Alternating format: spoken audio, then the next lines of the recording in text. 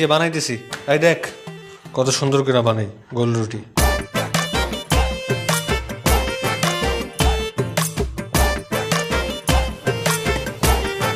হয়ে গেছে তো নাকি?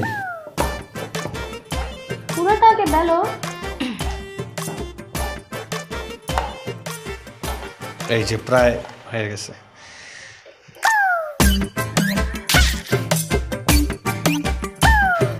হয়েছে না?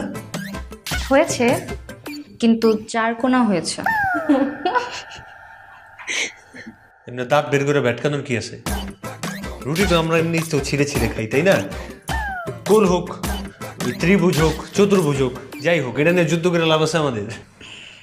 জি, তাহলে আপনি এখন আসেন, আমরা আমাদের কাজটা শেষ করি, না হলে নাস্তা বানাতে দেরি হয়ে যাবে।